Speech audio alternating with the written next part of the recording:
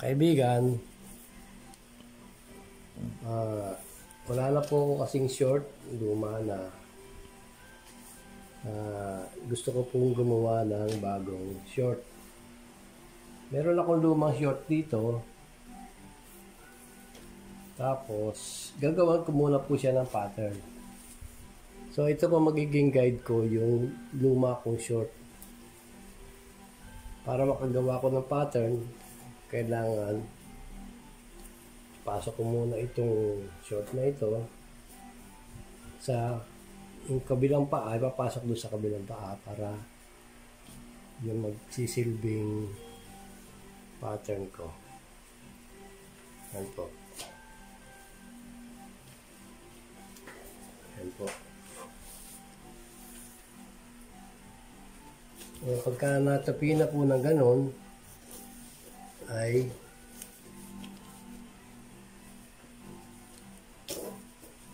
meron po ako ditong pattern paper, na Manila paper.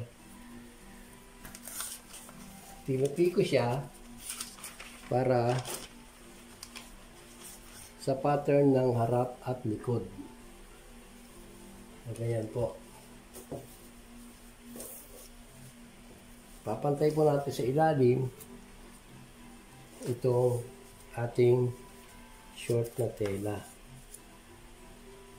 Disclaimer lang po mga kaibigan, sa mga sanay maggawa ng pattern, ito pong ginagawa ko ay sarili ko lang pong pagkaintindi. Kaya sana po maunawaan po ng mga talagang gumagawa ng pattern. Hindi po ito ginagawa ng professional pattern maker. Sarili ko naman po ito. Ngayon po, meron ako ditong, naitupi ko na po siya. Ngayon, ibabakat na po natin yung short. Magkapantay na po siya dito. Yan. So, gugitan na po natin yung pattern paper. Yan po. Babakatin na po natin ngayon.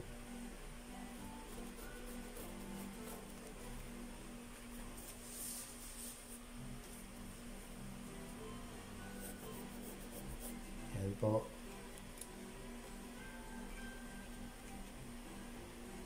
Kung mapapansin niyo po, ito pong ginagawa kong pattern ay may garter na po siya. Kaya pagdating dito sa parting nahatak na ng garter, ididiretso lang po natin ganun ang guhit.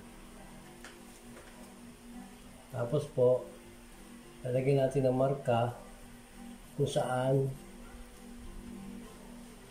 may marka yung para sa harapan po. Ito parting to. Yan. Minarkahan ko po yan. Ngayon po, sa kabilang side, nagbuhitan na po natin yan.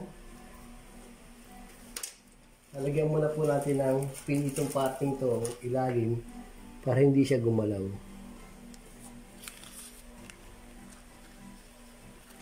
Yan po. Kabilaan.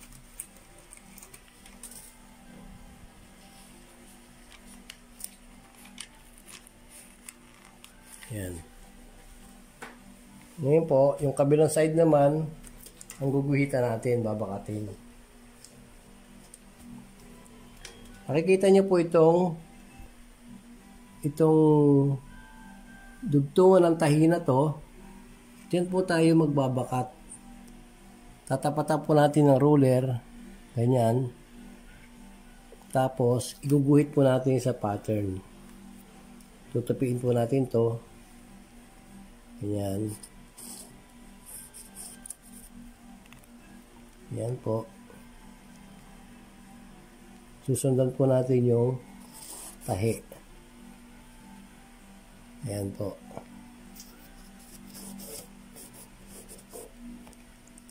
yung pong tapat ng bulsa, kung saan po nag-umpisa yung bulsa, lalagyan po natin ng marka.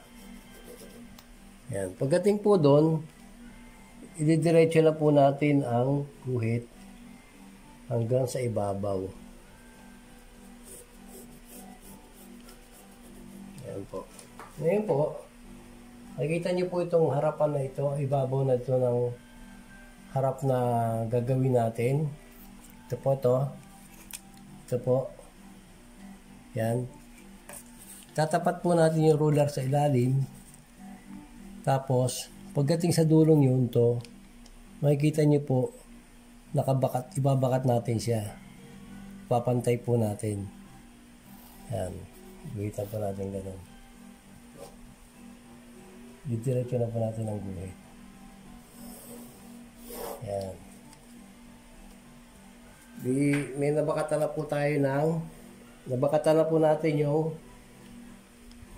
harapan yung front na pattern. Ngayon po, guguhitan naman natin yung likuran. Yan po. Ito naman ang ating mamarkahan. Mula po dito sa may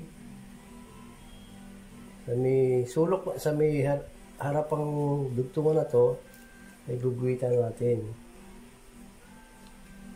Ayan po. Medyo malikot po ang tela dahil luma na. Yan. Pagdating po dito sa kumorte, sa bumilog na siya, didiretso na po natin ng gano'n. Yan po. Ngayon, markahan po natin yung ibabaw. Yan. Tapos, yung kabilang side naman po, makikita niyo po ulit itong dugtungan na to. Hawakan po natin at iusog natin siya. Kailangan po nakapantay din dito sa ilalim. Yan, ganun po. Para maguhitan po natin sa parting may tahi na siya, may dugtungan. Guguhitan na po natin yung kabilang side.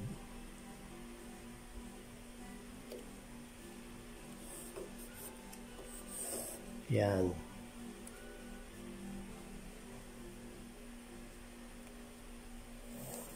Inuulit po namin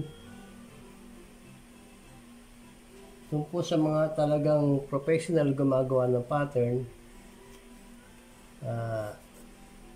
hindi po tayo professional pattern maker. Ginagawa ko lang po ito para sariling kasuotan na pambahay.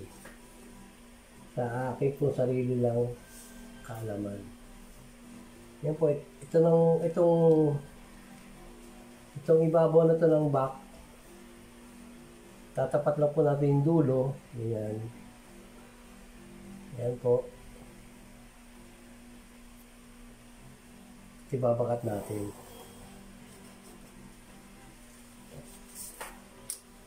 Ayan po. Tanggalin na natin yung pin para ma-finalize po natin. Ayan po mga kaibigan. Guhitan po natin ng diretso dahil hindi po maayos yung naging pagguhit kanina dahil magalaw po yung tela.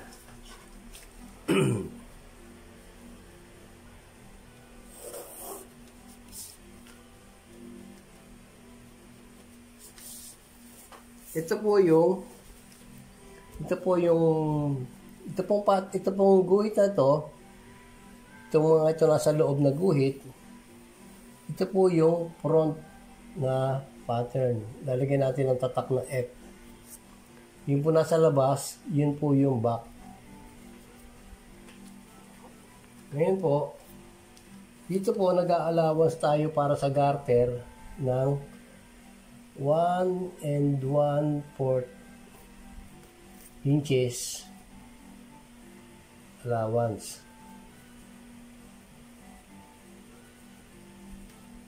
Dito po sa front, ganun din po. 1 and 1/4 inches. Dito po sa harapan na dugtungan ay 1/2 inches. Ganun din po yung sa back. 1/2 inches. Dito po, 1/2 inches din. Sa ilalim, 1/2 inches. So, ganun po. 1/2 inches. 1/2 inches.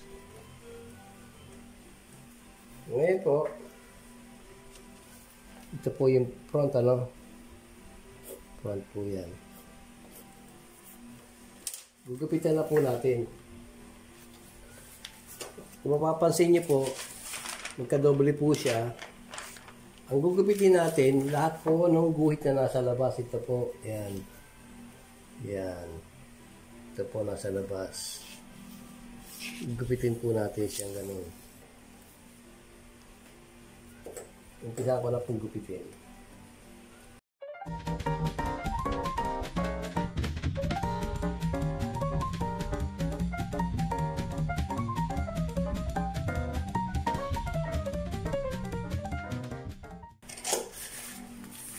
Ngayon po, para magkaroon tayo ng pattern na pang back. Ito pong guhit na to. Ito pong guhit na to. Ito po yung back. Mamarkahan po natin siya.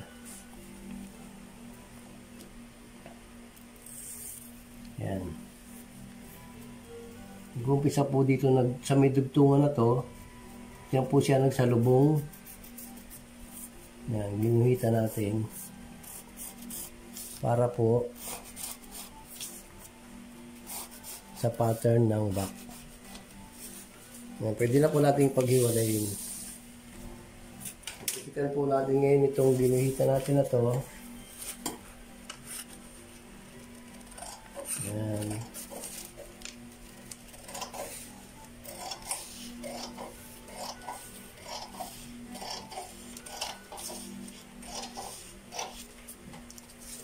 Ngayon, meron na po tayong pattern ng likurang parte ng short. Lalagyan po natin ng tatak. Lalagay na rin po natin yung mga allowance niya. 1 and 1/4 sa ibabaw. 4 inches. Sa side, 1/2. 1/2 dito. 1/2 ito. Pati po sa baba.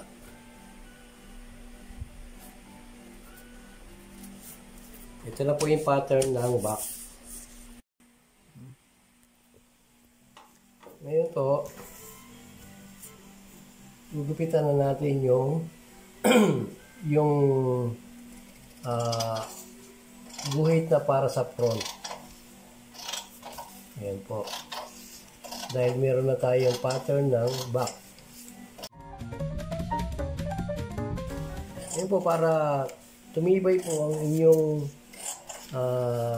pattern, maaari nyo pong lagyan ng scotch tape lahat ng gilid na to, paikot, para po tumagal ang pattern nyo. Ayan po. Buburahin na po natin itong parting to na naguhitan para do sa back, para hindi po kayo malito.